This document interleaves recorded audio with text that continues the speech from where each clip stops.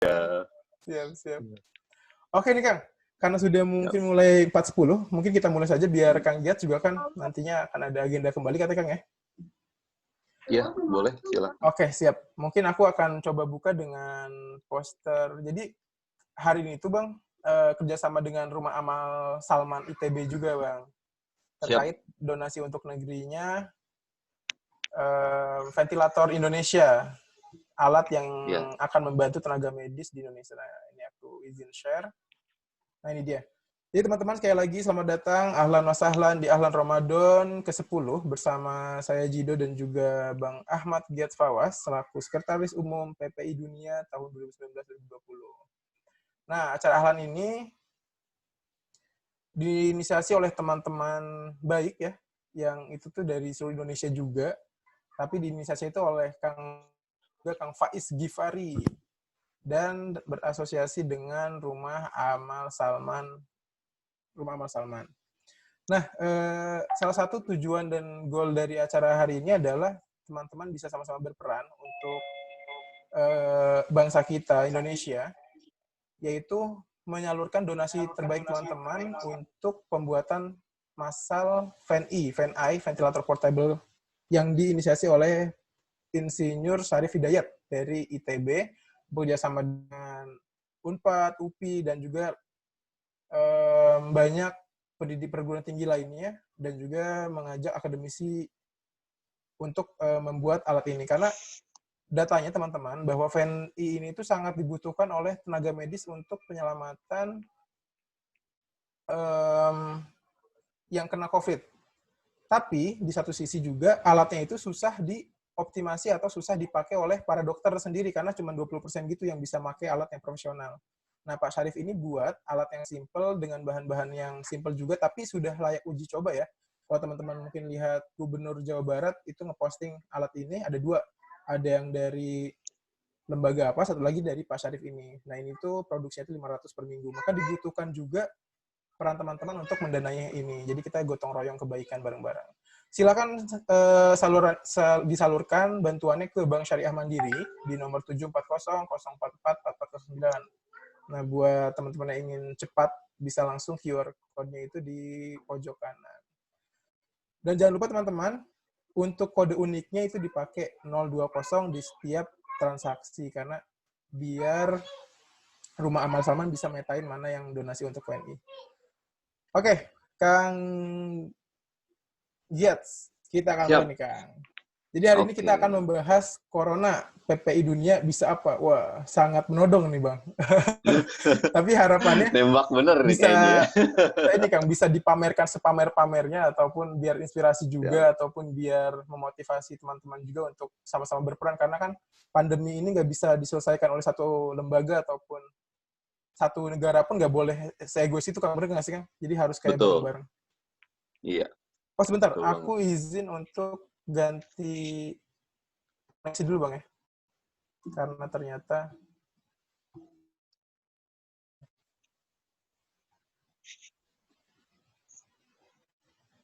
Oke, cek. Sip. Oh ya, sebelumnya, maaf Kang, saya ada lupa nih, untuk memperkenalkan Kang Giat melalui CV Kang Giat. Izin ya, Kang? Oke, siap. Nah, silakan. Kang Abang Giat, Ahmad Giat Fawaz, beliau bernama lengkap seperti itu. Biasa dipanggil Giat berarti, Kang? Gias ya. Gias. Gias aja deh, nggak usah pakai T gitu, mungkin agak susah ya. Atau Sa aja, Kang? Sa, Giat. Iya, harusnya kan emang Sa gitu kan. Sa kan ya, Giat ya. Ya, jadi S aja gitu. Tapi jadi Gias, oke. Siap. Kang Gias. Nah, beliau ini sekarang sedang studi di Jordan University, Master of Islamic Studies in the Contemporary World di University of Jordan. Riwayat pendidikan beliau itu lulusan dari Pondok Modern Darussalam Gontor pada tahun 2004-2010. Berarti lulus 2010, Bang ya? Ya, lulus 2010. Beliau juga sarjana pendidikan Islam di Institut Studi Islam Darussalam, lulus 2014, lalu terbang ke Jordan University 2018 hingga sekarang dengan tadi ya jurusan Master of Islamic Studies in the Contemporary World. Pengalaman organisasi, beliau sekarang ini menjabat sebagai Sekretaris Umum Perhimpunan Pelajar Indonesia Dunia 2019-2020 yang kemarin itu di Johor, Bang ya? Apa? Iya, di Johor Sebutannya Baru, apa? Malaysia, Sidang atau betul. apa, Kang? Sebutan ini. Musyawarah Simposium Simposium internasional, jadi internasional itu ya. acara besarnya, tapi di dalamnya ada rentetan acara-acara, sub acara lain, gitu. Jadi ada semacam seminar-seminar, lalu ada kongres internasional untuk PPI negara seperti itu. Wah, jadi menarik juga nih, kayaknya bakal ada beberapa acara PPI yang mungkin terhambat di kondisi sekarang Betul. ya. Nah, itu akan jadi Ya, kondisi saat ini agak yang menarik sulit juga nih, Kang. memang untuk buat simposium Iya, lagi. Gitu. soalnya aku saat stalking PPI Dunia itu ternyata ada acara yang harusnya Februari itu Millennial Connect, Kang ya, tapi ternyata kayak belum tuh. Millennial Connect ada, Millennial Connect sudah jalan malah, sudah selesai. Oke deh, selengkapnya nanti Bang di tengah-tengah biar teman-teman makin penasaran. Lalu beliau juga adalah ketua dari Tanfizi ya, PCINU Yordania 2019 sampai sekarang, dan beliau juga adalah seorang gubernur wilayah aman HPMI Yordania. HPMI ini apa nih? Itu PPI-nya di Yordania, tapi namanya HPMI, jadi himpunan perkawasan pelajar. Gitu, jadi nggak pakai perhimpunan. Ya, ini negaranya di negara. Itu saya 2018-2019 sih. Oh iya, 2019. Lalu. Berarti sebelum menjabat sekarang ini kayaknya jadi sekretaris umum. Ya, betul. Beliau juga selain organisasi dan pendidikannya yang sangat inspiratif, beliau memiliki pengalaman lain yang juga tidak kalah seru nih. Ada pertama itu di 2009. 2009 itu berarti di Gontor, Bang ya? Masih SMA? Iya, posisi di Gontor, iya, betul. Sambil kelas 3 berarti, Bang ya? Kelas 2 SMA ya, kalau nggak salah. 2009 kelas 2 SMA berarti. Oh, menarik. Ini student exchange of Genesis Japan 2009 kan ya? Iya, betul. Ngapain aja tuh, Kang, kalau boleh tahu, Kang? Di SMA kelas 2, anak Gontor main ke Jepang. Waduh. Jadi saat itu, apa ya, jadi perwakilan pondok saat itu untuk exchange ke Jepang, dipilih memang. Sebetulnya itu privilege haknya untuk kakak kelas ya, yang di tahun terakhir di kelas 3 SMA tingkat kelas 3. Cuma kebetulan masa pelaksanaannya itu bertepatan dengan ujian di pondok saat itu. Akhirnya saat itu pengasuhan, pembimbing ngasih ke anak kelas 2 SMA, dicarilah, terpilihlah saya gitu untuk berangkat. Itu lewat jalur Kemenpora seperti itu. Jadi undangan dari Kemenpora, 1 orang untuk dikirimkan. Itu dari total 100 orang ya, dari berbagai macam background. Ada yang anak SMA, anak pesantren, lalu ada yang paskibraka nasional, seperti itu, dan lain sebagainya. Itu berarti bawa gagasan kan? Atau hanya seleksi saat wawancara? Itu kita memang exchange-nya ini adalah untuk mengenalkan culture ya, lebih ke situ. Jadi kita bawa culture Indonesia, dan di sana kita belajar culture-nya Jepang seperti itu. Jadi kurang lebih selama 2 minggu kita di sana, kita exchange culture, kita homestay, tinggal di rumah orang Jepang selama beberapa hari, di sekolah Jepang juga, lalu keliling ke tempat-tempat museum dan lain sebagainya di Jepang seperti itu. Sampai di akhir kita ada semacam presentasi begitu kan, tentang hasil selama 2 minggu apa yang sudah didapatkan dari Jepang, apa yang berbeda yang ada di Indonesia dan tidak ada di Indonesia yang seperti itu. Wah, menarik. Sampai sekarang kayaknya masih ada sih itu program Genesis yang kalau nggak salah. Genesis, wah, bisa cek. Udah ke series keberapa mungkin? Kan 2009 saja udah. Iya, udah jauh banget, udah lama banget. Wah, mantap. Oke, Kang, lanjut lagi. Ini yang terbaru itu 2017 ada Teacher Workshop from TSL Student Society Kuliah of Education International Islamic University Malaysia. Berarti ini ke Malaysia, Kang ya? Terbang untuk presentasi gagasan. Iya. Di Malaysia kita teaching, karena kebetulan background kan saya SPDI dan pengajar juga gitu. Jadi dapatlah training semacam training guru seperti itu, workshop. Wah, buntut kita sama nih, Kang. Power Ranger SPD. Tapi saya belum gitu ya. ya. menuju. Siap.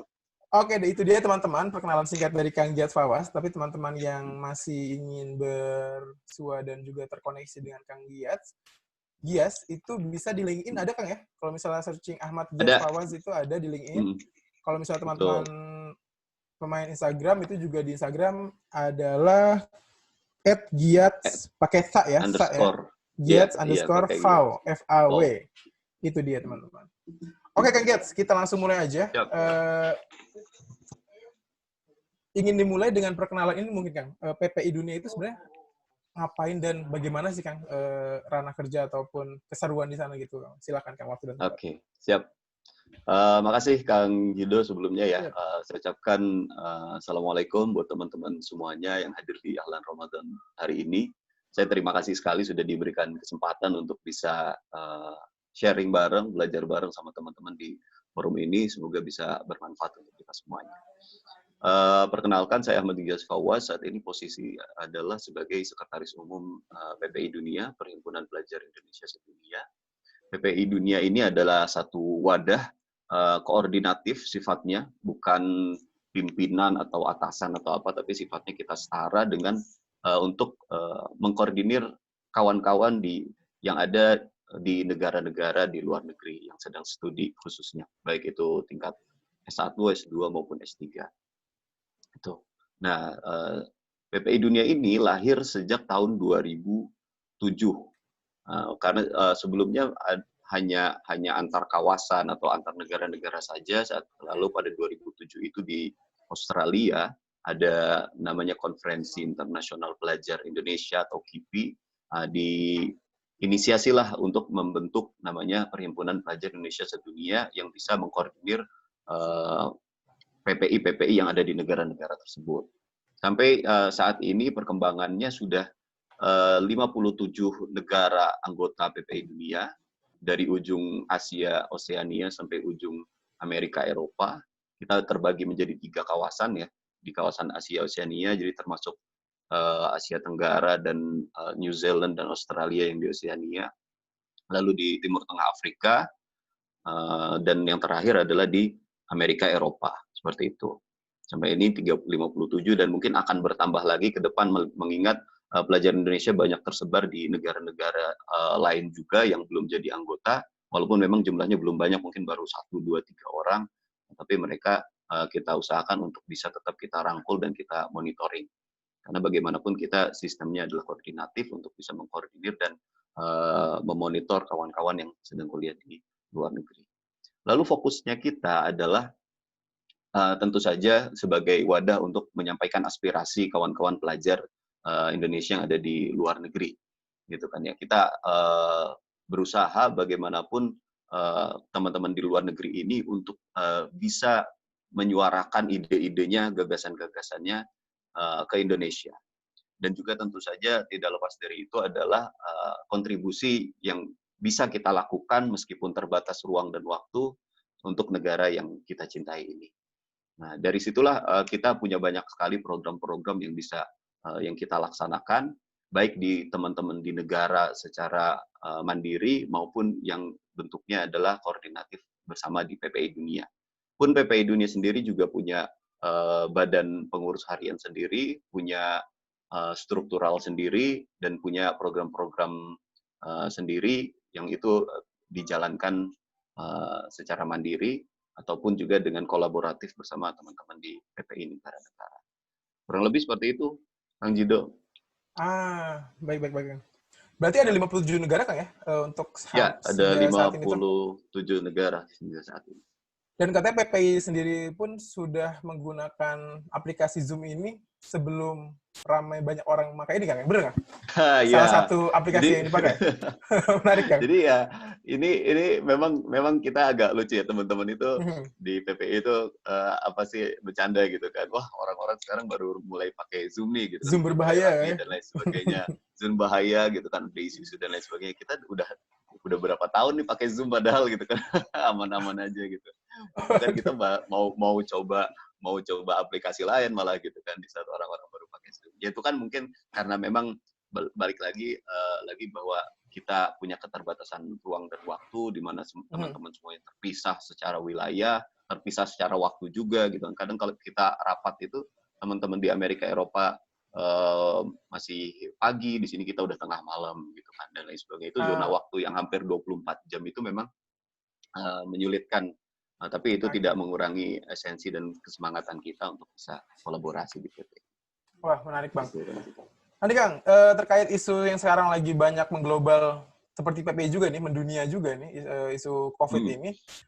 Siap. Mau tahu dong Kang kabar dari mahasiswa-mahasiswa yang ada di berbagai negara di dunia. Mungkin kabarnya tuh bagaimana sih Kang? Mereka tuh sekarang gimana tuh Kang? Iya, baik teman-teman semuanya. Alhamdulillah ini sebuah kesyukuran.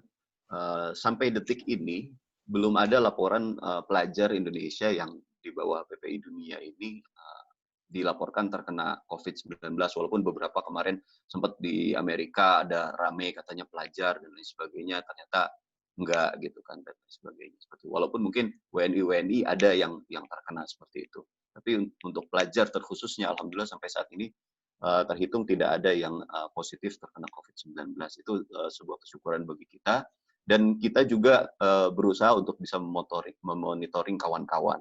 Di sisi lain, kita sudah membentuk semacam satgas COVID-19, baik itu di kawasan maupun di negara masing-masing, untuk mengkoordinir dan mengumpulkan data-data dan laporan-laporan terkait COVID-19 ini, terutama di negara-negara yang jumlah mahasiswanya banyak ya, seperti di Malaysia, juga ada di Amerika yang itu ribuan, seperti itu.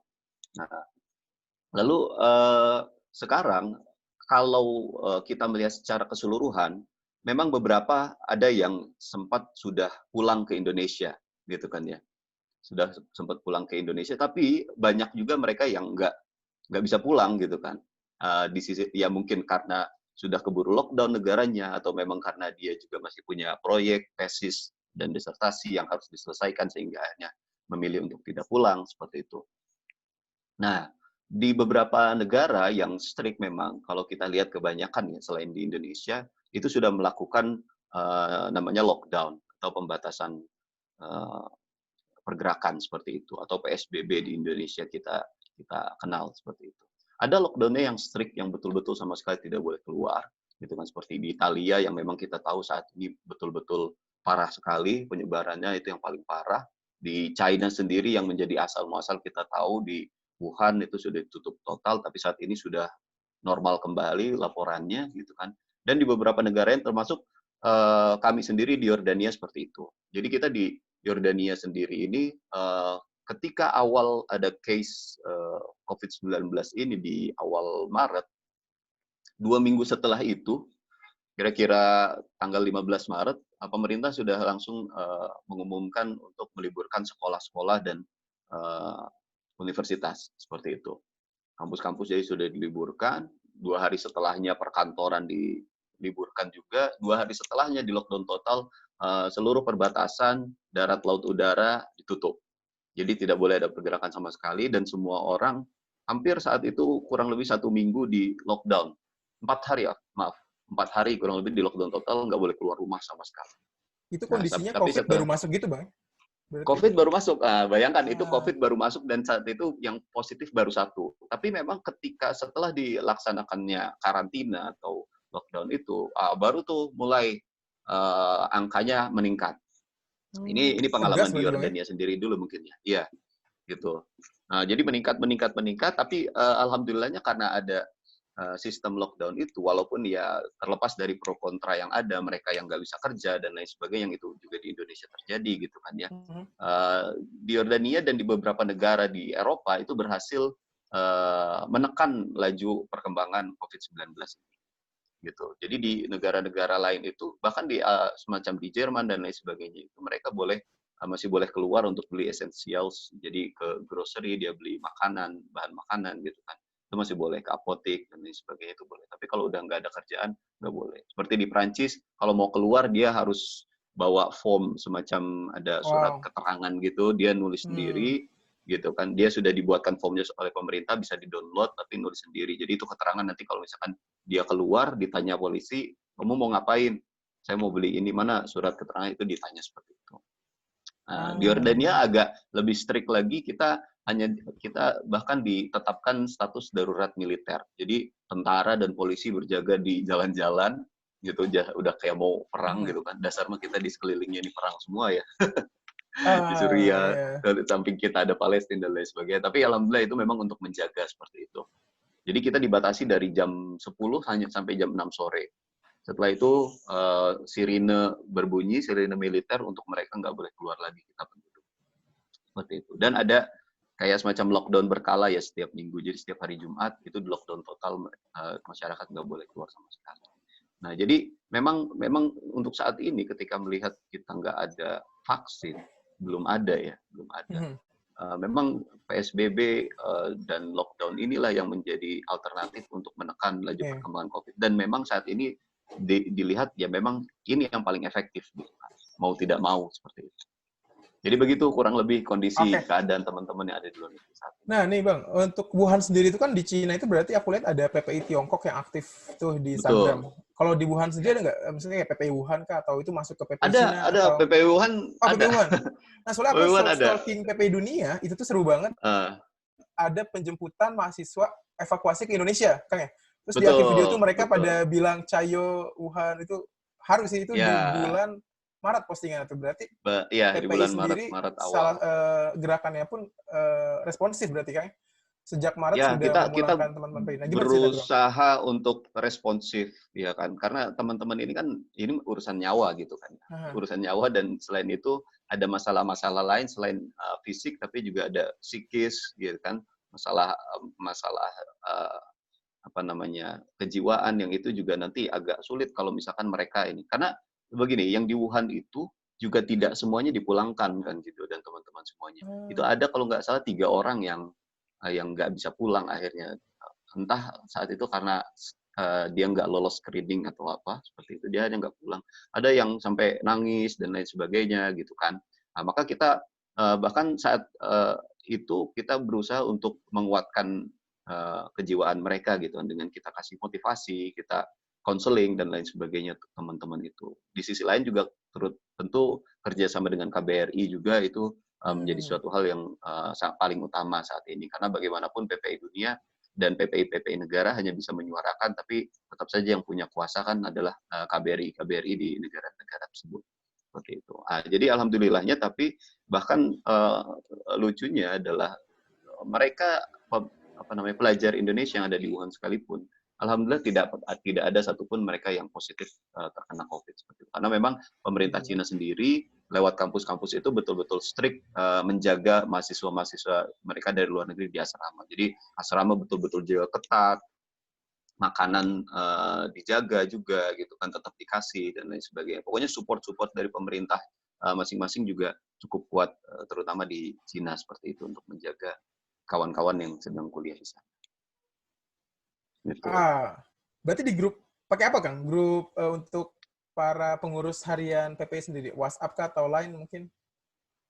Maksudnya tuh Beda-beda ya tiap negara ya. beda-beda. Kalau teman-teman kalau ya sedunia ini rata-rata memang kita pakai WhatsApp. Kalau di Tiongkok sendiri khususnya dia WhatsApp kan nggak Facebook bisa ya, ya. oh ya, Jadi saya sih. dia pakai WeChat Iya. atau Line seperti itu biasanya. Nah, maksudnya itu berarti kayaknya Gitu. rame banget ya, Kang, ya, untuk mungkin bisa jadi pengurus PPI itu bahkan yang lebih update info-info COVID ini, karena mungkin kan ada beberapa teman-teman yang memang di lapangan dalam artian di negara-negara yang ada terkena Hmm. dampak itu sendiri, akhirnya kan sharing ke grup mungkin. Nah, berarti kondisi di Betul. grup sendiri itu gimana, Kang? Info itu pasti kan bakal sangat deras tuh mungkin. Ya, info kita nonstop sekali teman-teman dari tiap negara hampir sharing kondisi dan kebijakan yang terjadi di negaranya masing-masing. Kita saling sharing ide, nah saat itulah akhirnya kita uh, sudah menggagas untuk menyusun webinar ya kan web Iya, iya. seminar terkait bagaimana penanganan COVID di masing-masing negara yang itu digagas oleh kawan-kawan Pusat Gerakan dan Kajian PPI Dunia. Jadi kita menghimpun kawan-kawan perwakilan dari negara-negara untuk kita saling sharing apa yang mereka lakukan di negara atau kebijakan apa yang dilakukan oleh negara tersebut untuk menangani COVID ini. Itu luar biasa sekali dan kita menghasilkan semacam policy brief gitu kan ya yang itu menjadi kedepannya nanti jadi rumusan yang akan kita berikan kepada pemerintah terkait penanganan COVID ini. Gitu. Wow. Jadi memang rame banget sih seperti itu. Tapi ya alhamdulillah sekarang kan kalau boleh dibilang pemerintah sudah mulai bergerak dan justru di luar negeri ini trennya sudah turun gitu kan. Ketika di Indonesia Iya, ini lagi itu naik, dia. kita di luar negeri malah turun. Jadi kita yang di luar negeri justru malah sudah sudah kalang kabutnya udah lewat gitu loh. Udah habis duluan kita rusuh-rusuh tentang COVID-nya itu gitu kan. Karena mereka Memang mulai sekarang yang mungkin Januari, Bang, ya? Banyaknya benar. tuh. Jadi Iya. sudah dari awal di bulan Januari Februari itu sudah bergerak gitu kan terkait Hmm. COVID ini. seperti itu. Sedangkan di Indonesia ya lumayan, kita tahu lumayan terlambat ya untuk mengantisipasi ini. Jadi akhirnya kan baru nih rame sekarang di bulan-bulan Maret April ini seperti itu. Dan memang sulit juga gitu kan untuk mengatur dengan jumlah jumlah penduduk yang begitu besar di Indonesia. Iya. Bayangkan kalau di Yordania aja satu negara misalkan hanya 10 juta. Itu hanya Jakarta doang loh kalau misalkan kita hitung di Indonesia kan ya. Itu juga jadi perhitungan gitu kan. Itu memang ada kesulitan tersendiri yang Indonesia punya terkait jumlah penduduk dan pergerakan yang ya nggak mungkin kan kita monitoring 200 juta orang lebih. Betul itu dia. Itu memang agak kesulitan di situ. Nah, gitu, mungkin tidak bisa dipungkiri kalau misalnya masyarakat Indonesia itu gemas dengan pemerintah, tapi ya di satu sisi ya tadi Kang ya kondisinya juga kan mungkin Mbak Nana juga ya, Mata Najwa kan sudah menyorot itu. Iya, Bahkan dia membuat benar. Rangkuman menteri-menteri gemas gitu dia perkataan menteri yang menggemaskan itu. Ya, betul. Jadi ya itulah. Jadi kita sayangkan adalah ada kekurang seriusan dari pejabat-pejabat negara terkait penanganan COVID ini di awal. Jadi dianggap enteng gitu kan. Padahal kan kita tahu ya bahwa hal yang kecil ketika sudah bisa diantisipasi dari awal tentu itu akan kita bisa melakukan hal preventif lebih dulu gitu kan sebelum nyebar.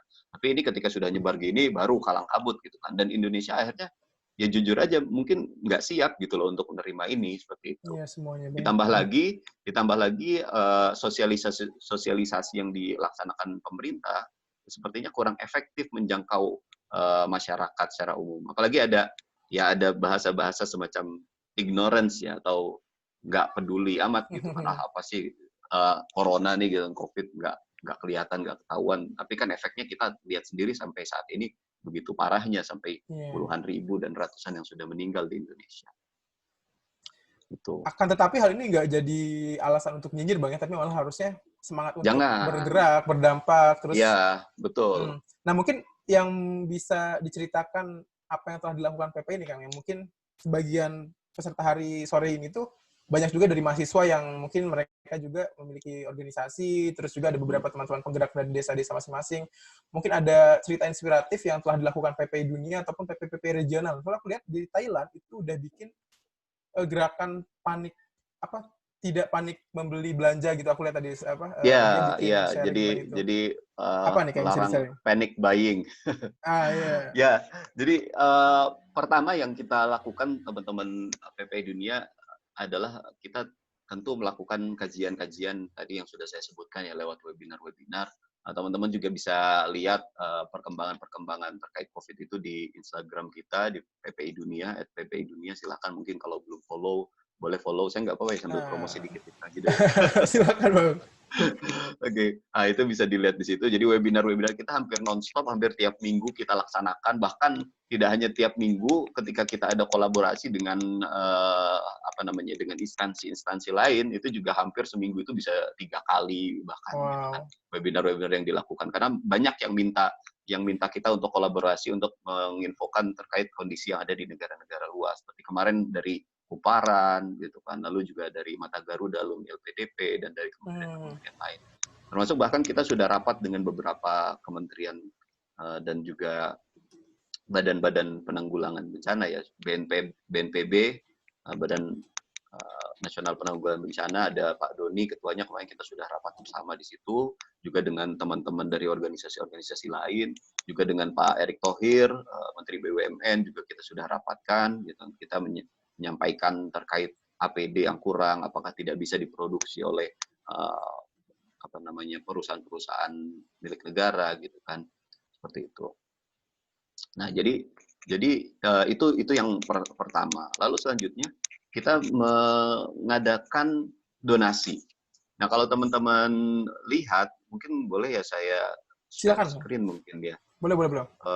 Nanti teman-teman mungkin bisa lihat langsung gitu di Instagram PPI Dunia. Mungkin ini saya boleh share aja sedikit.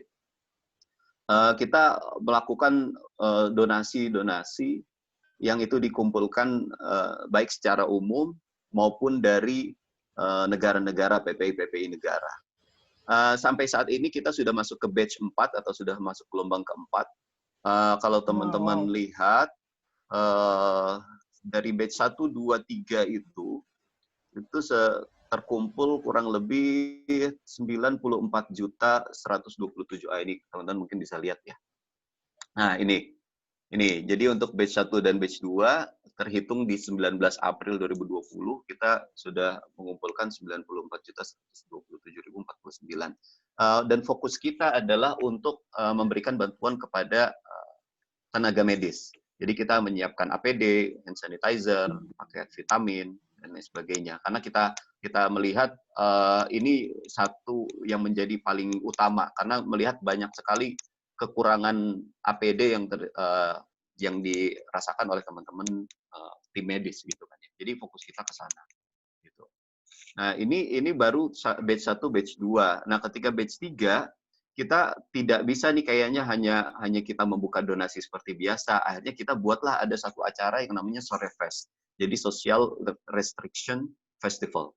Nah, ini teman-teman bisa lihat di mana ya, atas mungkin ya, lebih atas lagi. Nah, ini teman-teman bisa lihat kita buat ada semacam Social Restriction Festival. Kita undang tokoh-tokoh gitu kan untuk bisa sharing. Itu ada forum bisnis, ada belajar saham gitu kan ya, lalu bahas tentang branding produk era digital. Jadi kita ingin membangun aura positif dari COVID ini karena kita sudah terlalu capek membahas COVID. Justru menurut penelitian ada yang bilang bahwa bahkan ketika pikiran kita negatif, kita akan melemahkan imun.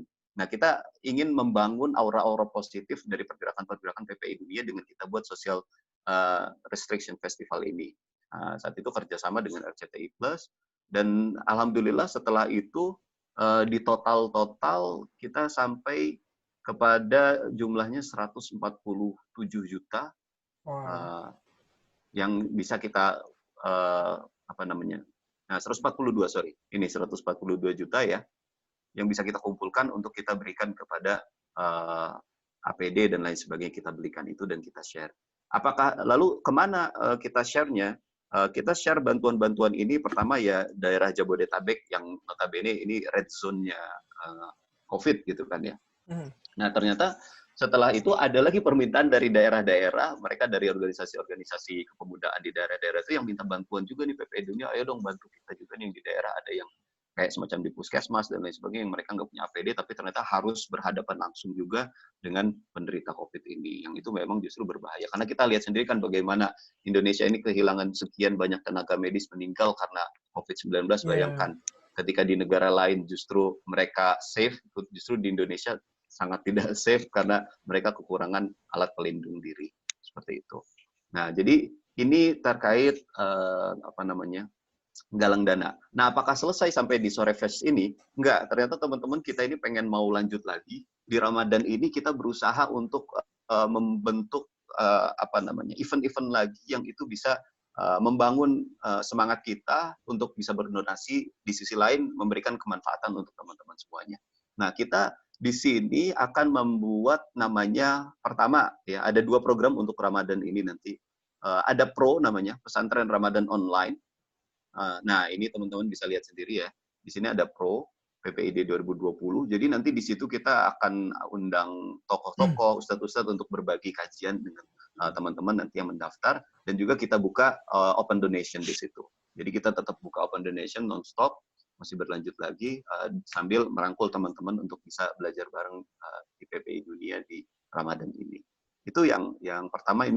Ini rencana akan kita laksanakan di tanggal 5 Mei kalau nggak salah nanti ya. Jadi beberapa hari lagi kita sudah siapkan beberapa pembicaranya, termasuk ada Ustaz Mansur, lalu juga ada yang lain-lain. Mungkin ini jadi spoiler nih.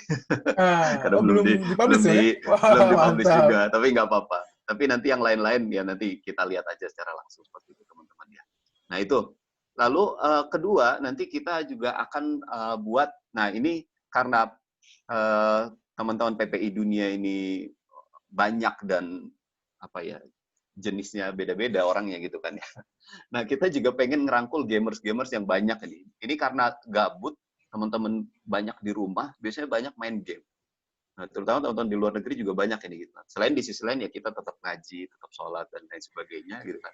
Tapi ada juga teman-teman yang fokus ke gamenya kuat. Nah, kita ingin buat semacam PPI Dunia Esports Charity World Cup atau kita Wow. singkat PEW. Nah, jadi kita akan rencana buat pertandingan e-sport, Mobile Legends dan apa namanya itu PUBG. Jadi itu nanti per tim. Teman-teman yang di Indonesia juga kalau mau ikut boleh. Nanti kita tunggu aja pengumumannya kapan. Jadi nanti biaya pendaftarannya itu akan kita gunakan untuk donasi dan sisanya beberapa untuk juara. Kita kasih untuk hadiah juara. Di situ juga kita buka open donation dan juga kita berusaha nanti untuk mengadakan dialog interaktif dengan kementerian terkait yang berhubungan dengan e-sport ini, yaitu ada Kemenpora dan juga dari Kominfo. Kita berusaha juga mau ngundang Pak Menteri, semoga aja bisa hadir. Dari situ nanti kita bisa dialog interaktif secara langsung dengan Pak Menteri. Jadi kita punya poin-poin positif yang ingin kita bangun di bulan Ramadan ini. Jadi dengan pesantren online dari sisi religius kita jalan, teman-teman tapi yang suka main juga ayo kita dorong sekalian gitu kan. Tapi yang penting intinya adalah bagaimana kita mampu berbagi charity gitu kan ya, untuk bersama-sama melawan COVID-19. Gitu. Gitu. Wah, ini panjang juga nih ceritanya. Oke nih. Tadi aku lihat banyak banget ternyata di PPI itu kan isi orang-orangnya pun beragam Bang ya. Ada yang jadi pengusaha, Iya, mungkin ada yang akademisi, profesor ataupun ada yang betul. emang dia orang grassroots. Karena mungkin banyak yang disaringkan. Maksudnya berarti PPI Dunia sendiri itu geraknya itu di mana aja Bang? Kan kalau misalnya sekarang ini kan ada kolaborasi Pentahelix kan Bang ya, yang akademisi geraknya di sini, bisnis di sini, community di sini. Iya. Berarti PPI itu mencakup semua bisa dibilang Bang ya? Betul, PPI mencakup semua. Memang kita luas banget pembahasan kita ya, PPI Dunia ini, karena kita merangkul ya semua background keilmuan seperti itu. Hmm. Jadi kita, yang perlu diingat teman-teman bahwa kita kan bagaimanapun adalah organisasi pelajar yang tidak terlepas dari Tridharma perguruan tinggi yang itu juga menjadi apa namanya concern teman-teman semua yang mahasiswa di Indonesia, yaitu ada pendidikan, penelitian, dan pengabdian masyarakat. Nah, tentu saja dari sisi pendidikan kita juga berusaha untuk bantu teman-teman mereka yang di Indonesia untuk belajar. Kita ada semacam PPI Mengabdi, kawan-kawan kita ajak volunteer untuk masuk ke daerah-daerah untuk mengajarkan mereka-mereka yang daerah tertinggal, bahasanya seperti yang masuknya juga jalan setapak atau hanya bisa pakai mobil bak dan truk seperti itu. Wah, kita ajak nonton PPI Dunia tuh yang kuliah-kuliah di luar negeri, ayo kampung kita, kayak gitu. Nah, juga apa namanya, teman-teman pokoknya lintas jurusan kita ajak sama-sama. Bahkan di webinar-webinar kemarin ini teman-teman juga nanti bisa saksikan di YouTube-nya PPI Dunia Channel. Kita adakan kajian lintas lintas jurusan, lintas ilmu gitu kan Background ya. ya. Jadi membahas lintas background. Jadi penanganan COVID ini dari sisi ekonomi bagaimana? Karena kita Oh, tahu bahwa COVID ini wah, luar biasa gitu kan, Masya Allah pengaruhnya eh, ke seluruh lini kehidupan kita. Dari sisi sosial kita terbatasi, sisi ekonomi kita jatuh gitu kan ya. Dan sisi kesehatan, apalagi jelas-jelas kita lagi dihantam betul-betulan gitu kan, dan lain sebagainya. Itulah posisi kita sebagai PPI Dunia untuk bisa menghimpun orang-orang yang potensial dari berbagai macam bidang itu untuk bisa sama-sama kita punya adu gagasan atau integrasi gagasan yang kita punya. Setelah itu kita rumuskan bersama-sama untuk ya semoga saja bisa dibaca oleh teman-teman, bisa dipelajari oleh teman-teman secara umum, dan juga tentu saja kita berusaha untuk memberikan masukan kepada pemerintah lewat apa yang sudah kita bahas seperti itu. ini kan ada pertanyaan masuk yang mungkin bisa langsung ditanyakan aja Bang, soalnya relate juga Ya, nih.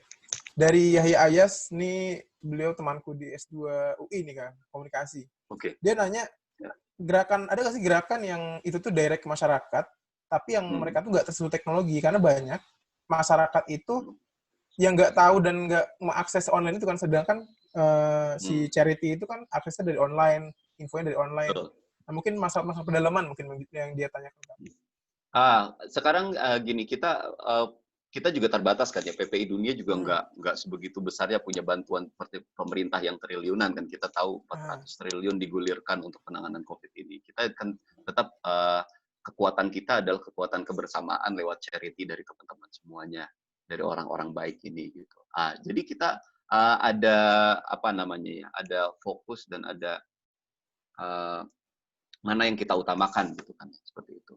Nah, yang pasti kita serahkannya karena fokus kita adalah ke tim medis, kalau PPI dunia, maka kita serahkan ke rumah sakit seperti itu. Nah, untuk mereka yang tidak tersentuh teknologi, jadi tadi sudah saya sampaikan kayak ada semacam kayak organisasi-organisasi kepemudaan, ada Karang Taruna dan lain sebagainya di daerah-daerah itu, yang ada koneksi ke kita seperti itu, ada yang laporan dan langsung kita respon, kita bantu seperti itu. Ada di teman-teman yang di daerah Jawa dan lain sebagainya, yang kita tahu juga terpapar COVID ini gitu kan, karena ada arus mudik atau pulang kampung semacam itulah yang begitu besar gitu kan ya, seperti itu. Itu ada, walaupun memang tidak banyak, tapi paling tidak kami di PPI Dunia ini berusaha untuk bisa berbagi gitu kan ya, walaupun memang jangkauannya ya tidak bisa kita jangkau semua juga gitu kan, karena keterbatasan bantuan yang kita punya dan nominal yang kita punya, seperti itu kan. Jadi itu Mas Yahya ya. Iya, Mas Yahya. Jadi gerakan selain charity ini, maksudnya kalau untuk selain COVID ini tadi sudah saya sampaikan, ada kita PPI Mengabdi yang memang kita langsung datang ke daerah-daerah daerah-daerah yang tidak ada teknologi sama sekali, yang internet dan sinyal aja susah gitu kan ya. Itu kita datang, dan teman-teman bisa lihat langsung di Instagram kita untuk lihat bagaimana kegiatan-kegiatan yang kita lakukan itu. Seperti itu kurang lebih. Wah, keren banget PPI ini, Kang. Jadi inspirasi buat teman-teman yang mungkin organisasinya ataupun gerakan sendiri-sendiri masing-masing untuk terus bergerak dan tidak meminimalisir nyinyir, Kang ya. Karena ya harus bergandengan tangan walaupun pakai jarak nih, gandengan tangannya nih. Ya. Nah, ini terkait nyinyir ya. Jadi kita harus paham juga teman-teman bahwa kita ini yang muda-muda ini yang punya kekuatan yang tidak terbatas. Walaupun kita nggak punya materi, bahasanya gitu ya. Tapi kita punya kekuatan pikiran, kita punya kekuatan fisik, bahkan yang saat ini yang kita miliki adalah kekuatan sosial media, yang di mana kita adalah generasi yang paling melek sosial media dibandingkan mungkin orang tua kita, ataupun kakek nenek kita, ataupun tua paman bibi kita gitu kan, yang mungkin ketika ngelihat sharean di grup WA aja yang itu nggak tahu bener enggaknya diterima mentah-mentah seperti itu kan. Tapi kita kan lebih cerdas, kita sudah lebih bisa menyaring mana yang benar dan mana yang salah. Nah, tenaga ini, power ini, kekuatan ini, ayo kita gunakan untuk kita membangun bersama, membangun dukungan, kita membangun bantuan, kita membangun kekuatan gitu kan ya, dengan apa yang kita bisa, seperti itu. Ya kan? Misalnya kita belum punya organisasi, kita nggak punya materi juga gitu kan, mau nyumbang juga masih dari orang tua misalkan gitu kan. Tapi kita bisa bantu untuk sharing sosialisasi terkait COVID-19 ini misalkan seperti itu. Jangan keluar rumah gitu kan, harus pakai masker dan lain sebagainya, harus jaga kebersihan seperti itu. Gitu kan, untuk menaati pemerintah gitu kan. Karena ada yang kadang ngeyel juga gitu kan. Ini apa sih pemerintah gitu, ngelarang-larang mudik misalnya seperti itu, atau nggak boleh keluar. Nah, sekarang kalau ada orang-orang yang seperti itu adalah orang-orang yang sebetulnya kalau boleh saya bilang adalah jadi penyakit nanti ke depannya. Karena dia selalu resisten terhadap apa yang pemerintah ajak seperti itu ya. Terlepas dari salah dan benar, tapi pemerintahlah saat ini adalah institusi tertinggi yang kita punya di negara ini, yang mengatur negara ini, yang tahu perhitungan seperti apa dan bagaimana yang harus kita lakukan. Dan tentu saja gitu kan ya, itu juga sudah dari masukan ahli-ahli yang banyak. Maka kita kalau semisalnya adalah orang awam yang sekiranya kita nggak tahu banyak, tidak ada salahnya gitu kan ya, untuk kita sama-sama mendukung seperti itu. Jadi jangan nyinyir, menyalahin orang gitu kan, atau nyinyirin, wah mana nih nggak ada gerakan, wah apa nih pemerintah kayak gini keputusan. Oh, kita jangan gitu dulu. Ketika kita belum bisa melakukan sesuatu, jangan sampai kita menyatakan sesuatu yang kita juga nggak sendiri belum tentu bisa lakukan. Nah ini Bang, ini agak keluar konteks sambil nunggu pertanyaan berikutnya nih Kang. Ya. Untuk teman-teman yang mungkin ingin belajar di luar negeri ataupun nantinya ingin keluar negeri untuk belajar studi, kan akan ada kekhawatiran kembali Kang ya, karena mungkin tidak bisa pulang ataupun mungkin pisah dari keluarga, jauh dari rumah. Ada tips nggak Kang untuk tips untuk pelajar yang tinggal di luar negeri mungkin? Ini jadi mungkin dari pengalaman Kang Giat aja mungkin ini. Tips untuk pelajar yang ada di luar negeri. Yeah. Maksudnya untuk mungkin dalam kondisi krisis ataupun kondisi pada umumnya normalnya gitu kan. Mungkin kan karena beda budaya ataupun lainnya gitu, Kang. Oh iya, baik. Teman-teman semuanya, ini terutama khusus sih buat mereka yang mau keluar negeri mungkin gitu ya, buat teman-teman yang ada di sini gitu. Jadi paling pertama ketika mau keluar negeri itu, yang diingat adalah niat. Nah, ini. Kalau kita belajar dalam hadis, innamal a'malu binniyati fa innamal likulli imri'in ma nawa. Jadi apa sih niat kita mau keluar negeri? Jangan sampai niat kita adalah pengen ke Sohor atau pengen keren gitu kan keluar negeri, atau pengen lihat salju gitu, atau pengen ketemu opa Korea misalkan gitu ya.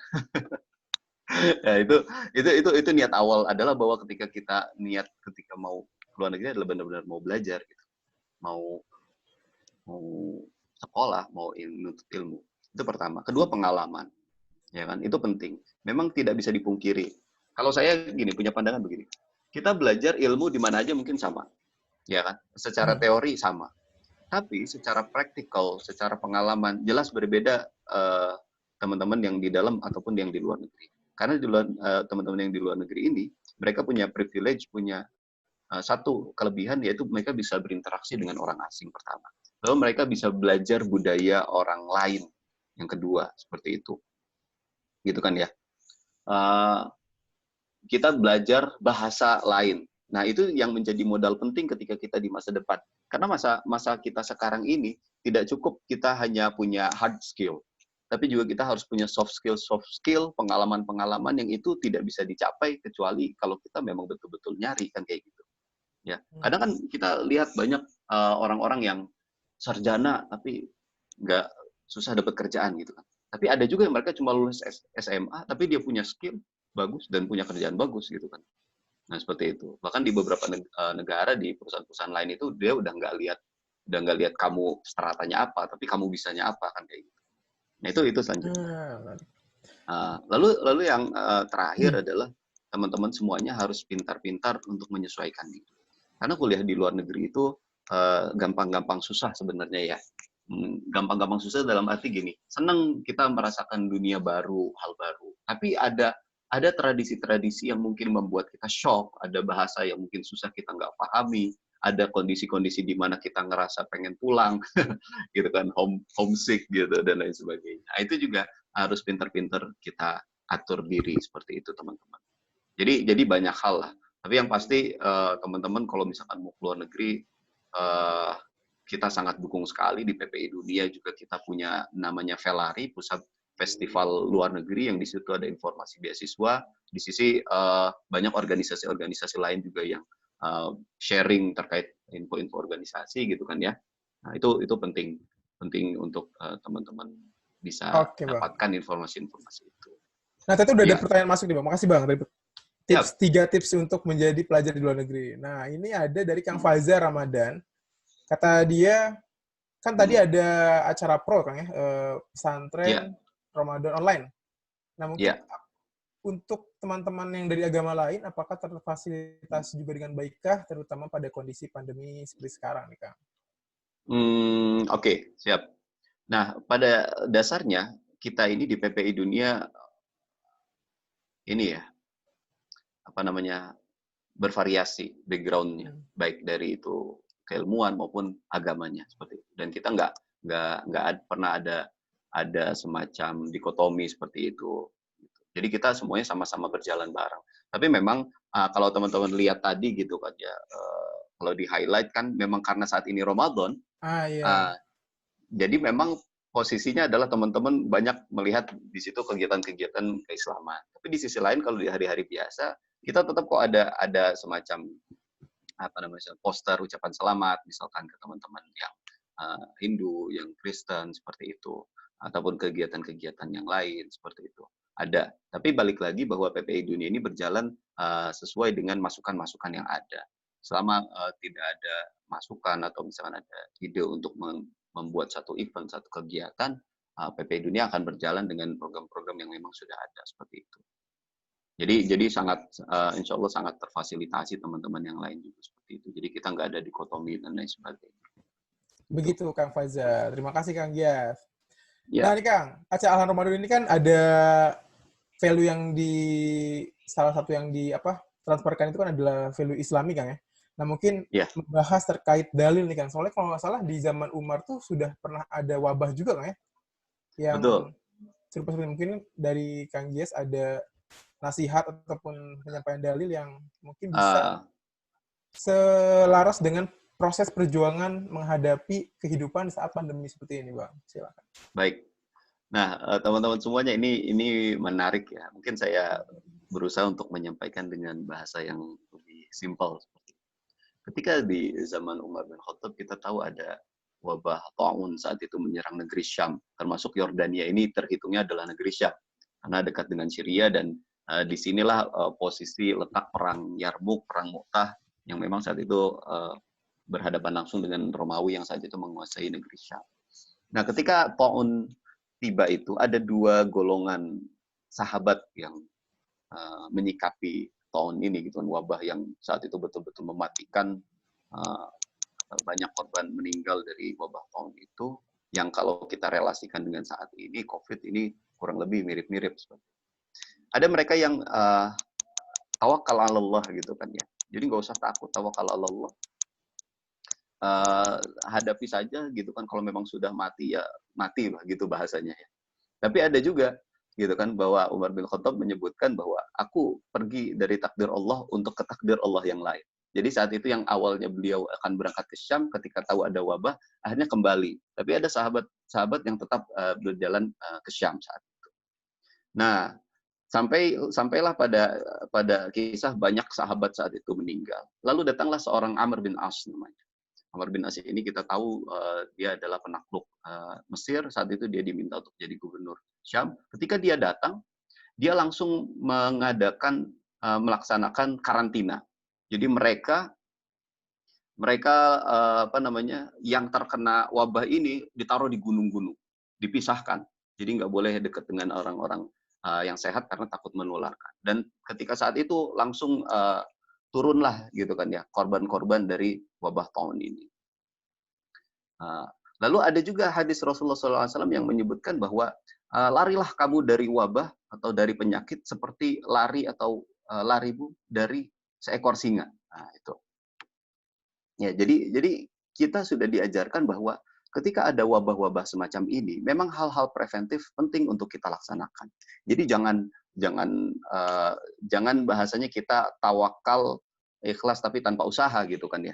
Ini adalah salah satu effort kita untuk menjaga kehidupan, untuk menjaga diri kita, untuk menjaga kesehatan kita dan orang-orang yang kita sayangi. Jadi tidak ada alasan bagi kita untuk tidak menjaga diri dengan misalkan udah nggak usah karantina, ngapain? Kenapa kita harus di karantina? Kenapa kita harus nggak di rumah? Kenapa kita harus work from home gitu kan? Misalkan yang kita nggak biasa gitu kan. Itu kasihan mereka-mereka yang nggak bisa work from home kayak tukang beca, tukang ojek dan lain sebagainya, kuli-kuli bangunan kan nggak bisa kerja kayak gitu. Itu gimana? Nah, itu biarkan nanti pemerintah yang mengatur. Tapi kita yang masih mampu untuk stay at home, menjaga diri kita sendiri paling tidak, itu adalah salah satu bentuk jihad dan usaha kita untuk bersama-sama membantu mengurangi, menurunkan penyebaran wabah pandemik ini. Jadi teman-teman insya Allah baik sekali dengan apa yang sudah dilaksanakan, yang dikerjakan oleh pemerintah, gitu punya sekolah-sekolah sudah diistirahatkan, diliburkan, dan lain sebagainya untuk menjaga itu semua. Itu adalah bentuk ikhtiar kita dan semoga ini membawa hasil yang baik untuk kita semua dan kita semua masyarakat Indonesia sehat dan terbebas dari COVID selanjutnya. Amin. Amin, Kang. Oh, itu dia. Sambil kita menunggu, udah ada satu nih. Kayaknya ini akan jadi pertanyaan terakhir karena kondisinya Kang Gias ini akan sholat zuhur, Kang ya. Soalnya di sana ini tadi kalau misalnya 12.30 Kang ya, harusnya kalau sholat ya. Jadi Ya, 12.30 sih. Tapi oke. nggak masalah sih, Nggak masalah, Bang. kita lanjut aja Kang Jido. Siap. Oke deh. Nah, ini Kang ada pertanyaan berikutnya. Ya. Dari Kang Faisal M. Syahri Alwi. Kebetulan beliau ini yang Ya. jadi, ini mah adik Halo, Kang Faisal, apa kabar? Ada tingkatnya Kang Gias ya. Kumaha damang ya? Damang, Kang. Salam. Langsung aja Kang, boleh Kang ditanya Kang. Oh, saya langsung nanya nih. Langsung aja deh kalau gitu.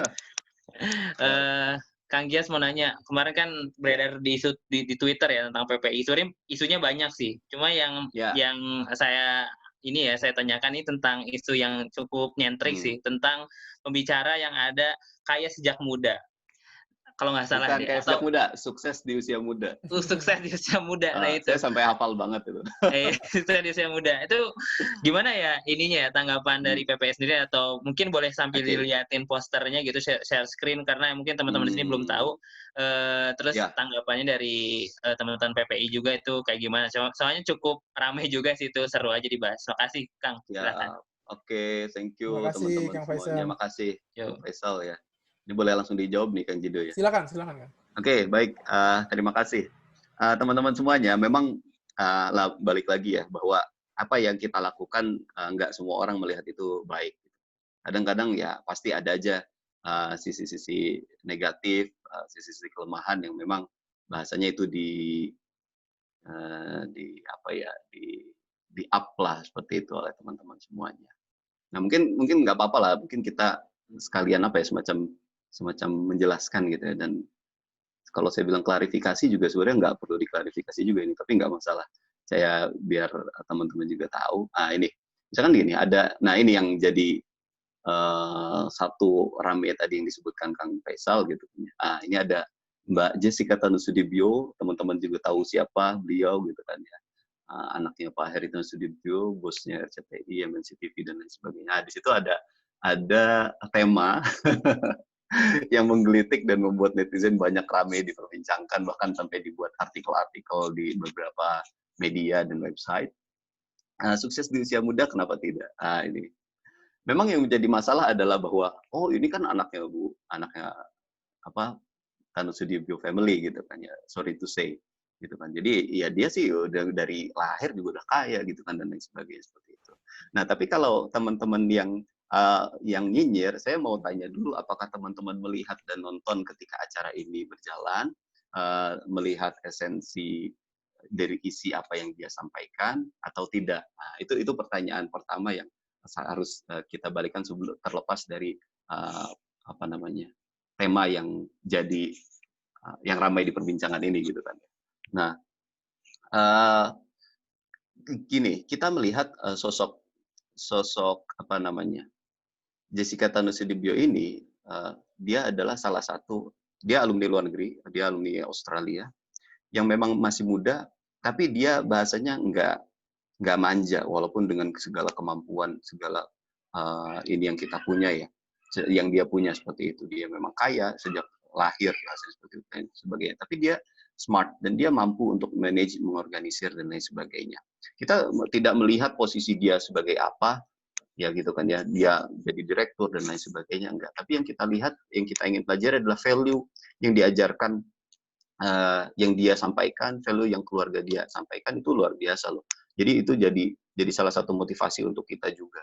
Bagaimana keluarga dia walaupun kaya, walaupun mampu, itu tidak memanjakan anak, tapi anak-anak tetap mereka bisa masing-masing untuk survive, sehingga bisa melanjutkan apa yang sudah dilakukan oleh orang tua mereka. Mungkin ini sedikit klise ya buat teman-teman yang lain yang melihat itu. Kenyataannya itu kami persilahkan aja kembali, karena masing-masing lagi kita balik ke niat awal adalah bahwa kita ingin membangun aura positif di masa-masa pandemi seperti ini. Kita nggak mau membuat aura-aura negatif. Maka kita buatlah semacam-macam seperti ini gitu kan ya. Nah kebetulan kita dapatlah Mbak Jessica Tanusudibyo ini gitu kan ya.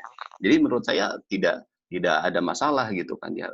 Dan kita juga tidak mempermasalahkan teman-teman yang punya pikiran negatif terkait ini atau tidak gitu ya. Tapi yang penting kita sudah berusaha, dan ternyata ada juga banyak respon-respon positif terlihat dari viewers dan juga komen-komen yang memang positif juga terkait adanya kegiatan ini seperti itu.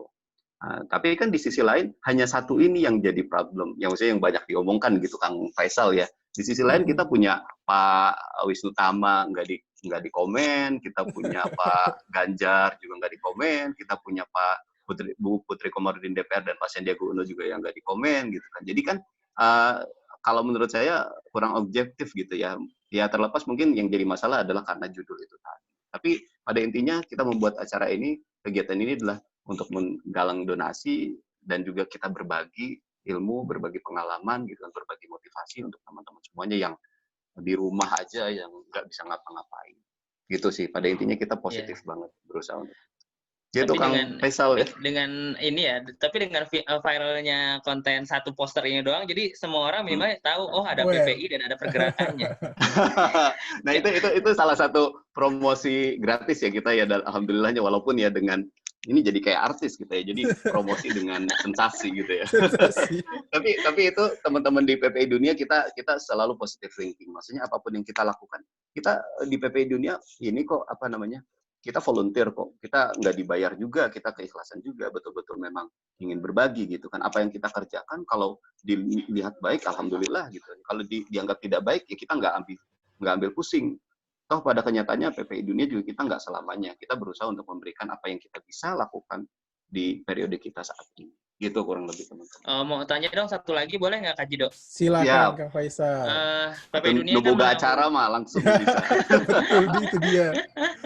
Jarang banget ngobrol sama Om Gia soalnya. Aduh.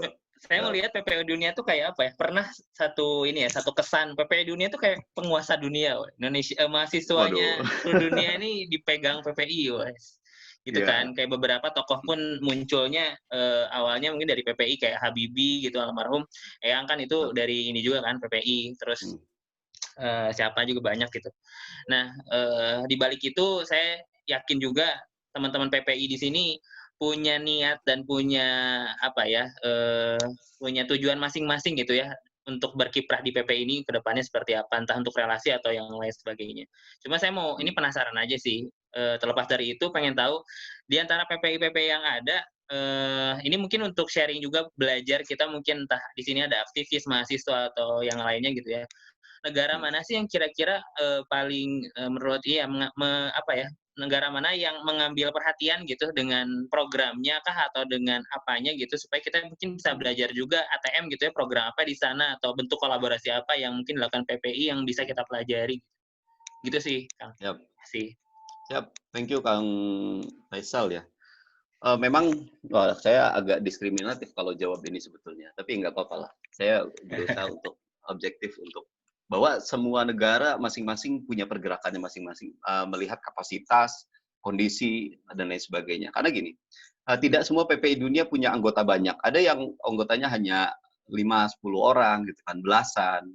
Ada yang ribuan seperti Mesir, bahkan puluhan ribu, di Australia 20.000, di Amerika juga puluhan ribu seperti itu.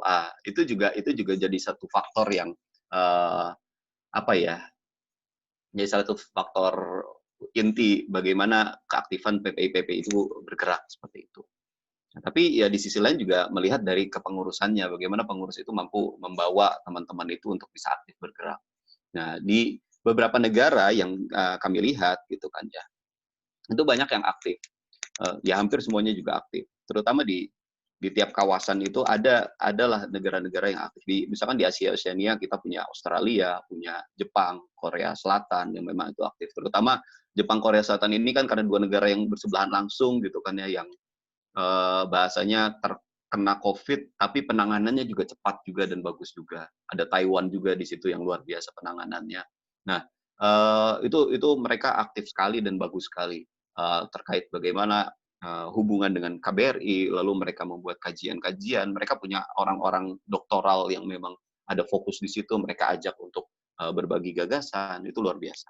Nah, juga di Asia Oceania misalkan, di Amerika Eropa lebih lagi gitu kan ya, mereka luar biasa aktif sekali. Kalau teman-teman mau lihat pergerakannya ada di Instagram @ppidkamerop gitu kan ya, teman-teman bisa lihat bagaimana kolaborasi mereka antar negara, sharing antar ketua-ketua PPI untuk bisa membahas terkait banyak isu gitu kan. Terutama apalagi sekarang di masa pandemi COVID ini, mereka membahas COVID. Ada misalkan Swiss, Liechtenstein yang memang anggotanya doktoral semua bahkan gitu, yang maksudnya untuk ngurus PPI organisasi gini kayaknya udah nggak inilah gitu kan ya. Tapi ketika diajak untuk diskusi ilmiah tentu mereka semangat gitu kan ya. Maka ada banyaklah rumusan-rumusan yang mereka gagas gitu kan ya. Bahkan mereka buat surat rekomendasi, surat terbuka sendiri untuk diberikan kepada pemerintah. Seperti itu. Dan juga Amerika juga yang sekarang sudah punya satgas dan aktif sekali, mereka update terus gitu kan terkait perkembangan bagaimana pelajar di sana, di Amerika yang tersebar di berbagai negara bagian gitu kan, itu luar biasa sekali. Nah, di sisi lain di Timur Tengah, misalkan di Timur Tengah Afrika sendiri juga kita tetap walaupun memang tidak secara spesifik membahas hal-hal itu ya, tapi mereka juga aktif. Seperti di Iran, kalau kita lihat di Timur Tengah ini yang paling terkena adalah di Iran yang paling banyak korbannya seperti itu dan perkembangannya. Nah, Iran juga aktif sharing bagaimana perkembangan di sana, gitu kan ya. Yang alhamdulillah saat ini juga sudah mulai menurun trennya. Jadi hampir di semua negara sekarang melakukan aktif kolaborasi-kolaborasi yang itu tidak bisa dipungkiri memperkuat ikatan kita gitu kan. Jadi pandemi ini di sisi ada negatifnya gitu kan. Ada positifnya adalah bagaimana banyak akhirnya muncul ide-ide sharing-sharing dan kolaborasi-kolaborasi yang dibentuk untuk sama-sama melawan COVID-19 ini. Gitu kurang lebih Kang Faisal. Jadi nanti teman-teman bisa lihat langsung di beberapa negara tersebut ya, untuk bisa lihat seperti apa dan bagaimana perkembangan. Oke, jadi memang ini ya support KBRI di tiap masing-masing juga ya intinya itu ya. Ya, itu juga. Nah, tapi ada juga teman-teman ya, jadi yang kayak KBRI-nya kurang support juga ada juga sih gitu. Maka kita dorong tuh. Jadi kemarin kita sempat ada rapat dengan Komisi 1. Komisi 1 juga yang dia yang bekerja sama dengan Kementerian Luar Negeri yang mengurusi kita juga gitu ya, pelajar di luar negeri ya. Warga Indonesia di luar negeri. Kita berterima kasih untuk KBRI yang sudah responsif dan ngasih bantuan gitu kan. Di beberapa negara bahkan ngasih bantuan secara langsung gitu kan, ada sembako seperti beras dan lain sebagainya dikasih. Di Yordania sendiri juga saya di sini udah 2 gelombang gitu kan dikasih bantuan seperti itu. Di Jepang juga walaupun dengan banyaknya orang tapi yang diberikan terbatas, jadi dikasih yang sekiranya paling membutuhkan aja, dan itu juga lewat kolaborasi dengan PPI yang memang punya data mahasiswanya. Nah, tapi di sisi lain ada juga KBRI yang seperti kurang acuh tak acuh gitu kan ya, mungkin karena di situ COVID-nya nggak terlalu meluas gitu kan. Tapi kita juga dorong lewat Komisi 1 kemarin, juga plus juga kemarin sempat ketemu dengan Ketua Komisi 1-nya Bu Mutia Hafid ya, mungkin kalau teman-teman tahu. Nah, kita juga untuk minta untuk dorong mereka yang belum dapat support ini untuk bisa disupport seperti itu. Oke, jadi ini juga ya katalisator untuk produk politis juga bisa ya ternyata ya. Oke. Ya, tapi kita berharap enggak ya. Oh, enggak ya? Kita berharap enggak sampai jadi politisasi ya. Enggak, maksudnya Karena mereka karena DPR mereka itu kan hanya ini. nanya ada. Maksudnya DPR itu kan mereka ngeluarin UU atau kebijakan itu kan produk politis ya. Mereka kan Ya, berasal betul. dari partai politik. Itu maksudnya itu sih, bukan politis arti lain. Iya. Oke, makasih Kang Jido, Kang Gias. Oke, Kang Faisal, Ya, siap. thank you, Kang Faisal. Nah nih Kang, tadi aku udah sempat stalking juga di Amerop yang PPI Amerika Eropa Kang ya. Yang ternyata memang dia aktif bahkan bikin cahaya dari Amerop. Aku lihat Nah, itu juga acaranya. ada program masing-masing di kawasan, Menarik. betul. Jadi ada mentari dari Amerop, itu kan mereka buat program untuk nanti ngebantu ke daerah-daerah pedalaman seperti itu juga ada. Gitu.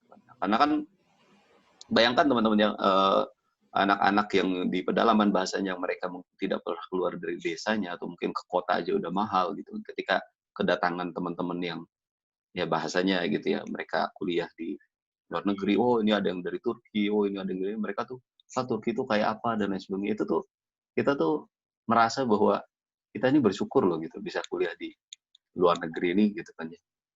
Tidak ada salahnya kita untuk berbagi dengan teman-teman anak-anak seperti itu untuk bisa berbagi inspirasi. Kita nggak ada yang tahu kan. Siapa tahu suatu saat dari program-program yang kita jalankan itu ada dari mereka yang kuat megang teguh mimpinya sampai akhirnya bisa berangkat ke luar negeri gitu kan. Seperti itu. Jadi kita berharap ada efek-efek positif seperti itulah yang bisa kita berikan dari program-program yang kita punya, baik itu di PPI Dunia secara menyeluruh maupun di kawasan-kawasan dan bahkan di negara-negara. Gitu Bang Jido. Oke Bang. Nah Bang, terkait tetangga kita nih di Asia, sama-sama di Asia, mungkin di Vietnam katanya kan sudah mulai mulih tuh dia. Mungkin Kang Giat sendiri tahu kabar ataupun cerita dari teman-teman Vietnam mungkin yang bisa diceritakan untuk. Nah, teman-teman Vietnam ini juga menarik ya, karena kemarin banyak banget yang nanya tentang PPI Vietnam yang memang sampai saat ini juga belum ada sebetulnya. Tapi ada 4 orang kalau nggak salah di sana yang kuliah. tapi mereka belum buat PPI. Jadi kemarin agak sulit juga untuk dapatkan info terkait di bagaimana penanganan di Vietnam. Tapi alhamdulillah kemarin sudah dapat kontaknya. Kebetulan ada koordinator kawasan Asia Oceania berusaha cari tahu gitu kan. Koordinator kita di PPI Dunia juga cari tahu, akhirnya dapat infonya. Memang Vietnam ini luar biasa teman-teman semuanya ya. Bayangkan dia kerjasama dengan China-nya kuat, jual belinya, perdagangannya dengan China juga dekat gitu kan ya. Nah, tapi mereka bisa satu negara yang pulih dari COVID-19 bahkan minim sekali yang terkena COVID-nya seperti itu. Nah, pertama balik lagi bahwa mereka fast response. Jadi ketika sudah ada isu COVID ini, mereka tahu bahwa mereka ini kayaknya bakal kena. Nah, jadi mereka dari awal sudah mempersiapkan diri. Nah, itulah yang kita sesalkan ya dari tadi bahas dari awal bahwa sedangkan di Indonesia sendiri nyantai gitu kan untuk penanganan hal seperti ini. Gitu. Sampai lucu kalau kita ingat-ingat mungkin di Februari atau Maret awal itu WHO sempat bertanya-tanya gitu kan, kok Indonesia ini benar sakti benar gitu kan nggak kena COVID gitu kan, baru setelah kena pasien A dan B yang yang penari itu ya baru kan ramai dan akhirnya ternyata setelah dicek wah ternyata udah langsung ratusan dan banyak gitu kan. Seperti itu. Nah, sedangkan di Vietnam sendiri mereka cepat sekali penanganannya. Jadi mereka respon. Jadi mereka udah melakukan hal-hal preventif untuk menjaga itu semua. Jadi mereka udah dicek dulu yang sekiranya demam dan sakit sudah dikarantina dulu dan lain sebagainya. Jadi alhamdulillah sampai sekarang mereka luar biasa. Vietnam ini bahkan kehidupannya mungkin di antara negara Asia itu yang sudah normal gitu ya dibandingkan negara-negara lain, bahkan sekelas kita Indonesia atau Malaysia atau Singapura sekalipun gitu kan ya. Jadi Vietnam ini memang sudah luar biasa. Pada intinya memang bagaimana respon pemerintah terkait isu-isu internasional yang perlu untuk segera ditangani. Itu sih. Gitu. Oke Bang. Nah, jadi kita juga kalau melihat Ahlan Ramadan sendiri itu adalah inisiasi tadi ya Kang Faisal dan Kang Faiz Gifari dan teman-teman di sini tuh untuk coba mengalihkan ketegangan menjadi hal-hal yang lebih berfaedah tadi Kang. Dan kita pun tadi ditutup dengan donasi nih Kang. Nah, makanya kalau boleh izin, boleh nggak nih Kang Giat sama-sama juga dukung gerakan dari teman-teman Ahlan dan bekerjasama dengan Rumah Amal Salman untuk mengajak dalam donasi untuk negeri. Nanti aku yang share aja Kang. Tapi mungkin ini akan menjadi sesi sebelum nantinya closing statement setelah ajakan donasi mungkin Kang ya? Siap. Oke deh, aku share izin Kang. Berikut. Silakan Kang. Oke, baik teman-teman semuanya. Kita berharap pandemi ini segera berakhir, COVID-19 ini segera berlalu, gitu kan ya. Terlepas dari efek yang ditinggalkan, kita tidak bisa melepaskan diri bahwa setiap orang dari kita harus punya andil untuk bisa bersama-sama menyelesaikan problem pandemi ini. Maka teman-teman kita ajak untuk bersama donasi untuk negeri bersama Rumah Amal Salman untuk pembuatan massal VentEye atau ventilator portable karya anak bangsa. Teman-teman bisa salurkan bantuan melalui Bank Syariah Mandiri di 740-044-4409 atas nama Rumah Amal Salman. Nah, dari sini ada VentEye ini adalah ventilator yang diproduksi oleh anak bangsa sendiri untuk membantu mereka yang terkena COVID-19. Kita semangat terus berdonasi, terus berikhtiar, dan terus berdoa untuk keselamatan dan kesehatan kita semuanya. Thank you. Oke, Kang Gias, makasih banget Kang atas partisipasinya. Mungkin bisa langsung di closing statement Kang terkait karena ini kan judulnya tidak berbau tematik seperti yang lain ya nih Bang sebenarnya. Karena kalau yang lain kan ada temanya Kang ya. Nah mungkin untuk closing statement bisa mungkin dari bagaimana cara berdampak, terus tidak yang tadi tidak saling menyalahkan tapi bergandengan tangan, menjaga jarak tadi ya dalam mengatasi hal ini. Silakan Kang. Siap, baik. Sebagai penutup teman-teman semuanya, pertama kami ingin menyampaikan bahwa kita sebagai generasi milenial dan generasi masa depan yang akan datang, kita sudah harus bersiap untuk menghadapi kondisi normal yang baru, the new normal, yang saat ini sudah banyak digaungkan, bahwa setelah kehidupan corona ini, kita sepenuhnya sudah bertransformasi ke dalam kehidupan digital. kita sudah belajar di ruang-ruang Zoom, di ruang-ruang digital untuk bisa berbagi dan lain sebagainya. Nah, teman-teman semuanya harus bisa menyesuaikan diri dengan ini. Jangan sampai kita tertinggal dengan kondisi-kondisi baru seperti ini, sehingga kita menjadi gagap dan juga tertinggal dalam kehidupan kita. Itu yang pertama. Lalu yang kedua, di masa pandemi corona ini, yang kita perlukan bukanlah hanya sekedar kritik, nyinyir, negatif. Tapi juga kita butuh dukungan positif, kita butuh membangun aura-aura positif untuk sama-sama bisa menyelesaikan pandemi ini. Kami di PPI Dunia berusaha dengan ikhtiar yang kami bisa. Teman-teman di rumah, teman-teman yang ada di Indonesia juga kita harapkan tetap bersama-sama berikhtiar dengan segala macam kapasitas yang teman-teman bisa. Karena kita sebagai pemuda, kita sebagai anak muda ini adalah harus menjadi anak muda yang produktif. Kita nggak bisa pasif hanya karena kita tertahan oleh karantina di rumah, tapi bagaimana hal-hal pasif atau kondisi pasif yang kita saat ini rasakan bisa ditransformasikan menjadi hal-hal yang kreatif.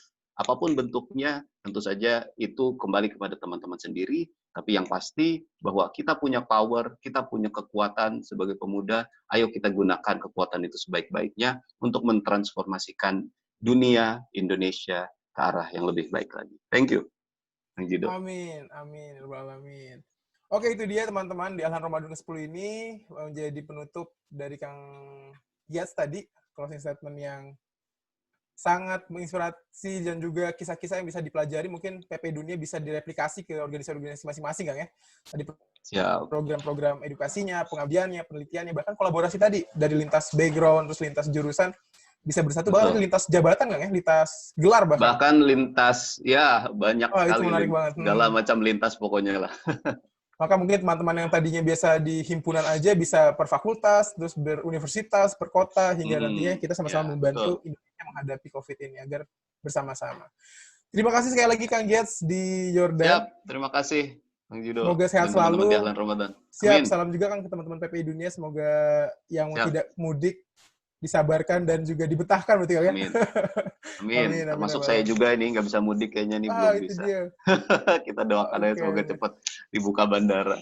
Amin, amin. Semoga menyusul kan ya, dan semoga seluruh dunia nih, tidak hanya Indonesia aja mungkin nanti yang pulih, tapi seluruh dunia. Siap, amin. Jazakumullah khairan teman-teman semuanya. Saya ingin ucapkan terima kasih buat Ahlan Ramadan dan teman-teman yang ada di belakangnya yang sudah luar biasa sekali membuat acara ini. Semoga ini bisa menjadi inspirasi dan juga bermanfaat untuk kita semuanya, gitu kan ya. Sampai jumpa lagi nanti. Semoga ada satu kesempatan lain lagi kita bisa ketemu bareng dan sharing bareng. Amin. Oke, agar lebih afdol dan berkah, mari kita tutup majelis online hari ini dengan doa kafaratul majelis. Subhanakallahumma wa bihamdika, asyhadu an la ilaha illa anta, astaghfiruka wa atubu ilaik. Wassalamualaikum warahmatullahi wabarakatuh. Waalaikumsalam warahmatullahi wabarakatuh. Mari Kang Gias, nuhun pisan. Ya. Jazakallah khair. Thank you. Atur nuhun Salam buat teman-teman semuanya. Siap, Kang Faisal, atur nuhun. Kapan nih kita main ke Bandung nih? Aduh. Nah, ikut Bang kalau Bandung, Bang. Kopdar. Insyaallah. Karena saya punya uak ya, punya uak apa ini ya, punya uak di daerah Allah. Saya kok lupa namanya. Margahayu. Nah, ya. Margahayu. Di sana ada uak saya di sana. Ahlan. Teman-teman juga bisa main-main juga ke pondoknya Kang Gias ini di Banten. Siap, mangga. Kalau ke Banten berkabar aja ya. Nanti kita ajak main lah. Gitu, keliling pondok. Siap. Siap, makasih semuanya. Ya, thank you semuanya. Kang Faisal yang buat nih. Oke, Kang Gias. Ya, pamit dulu ya. Ya, silakan Kang. Semoga bisa silaturahmi kembali. Amin. Assalamualaikum. Waalaikumsalam warahmatullahi wabarakatuh. Sukses buat semuanya teman-teman ya. Amin. Amin. Terima kasih Kang Jido. Ya, Kang Faisal. Nah, untuk teman-teman yang masih ada di ruangan ini, silakan teman-teman isi polling dari kegiatan hari ini. Nah, cukup dengan satu klik aja kok, teman-teman. Silahkan di vote agar nantinya bisa jadi perbaikan untuk tim Ahlan dalam menyajikan Ahlan Ramadan berikutnya. Masih ada 20 lagi teman-teman. Spoilernya itu ada siapa ya? Kang Faisal mungkin, foundernya Ahlan Ramadan sendiri nih. Jadwal udah di-share sebenarnya. Oh, udah lah. Oke. Jadi teman-teman stay di grup dan nantikan banyak kelas yang semoga menemani maghrib kalian lebih berfaedah.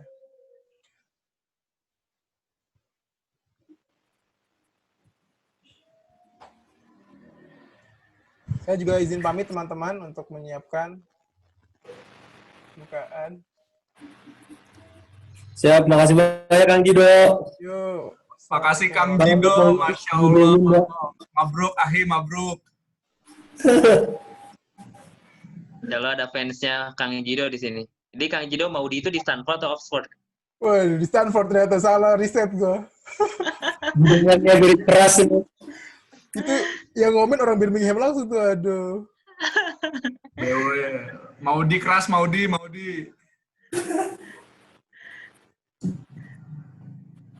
Buka Kang Faisal, saya buka pakai Ajwa nih hari ini dari Sobat Khair. Alhamdulillah. Aduh. Dinikmati Ajwa perdananya. Ya.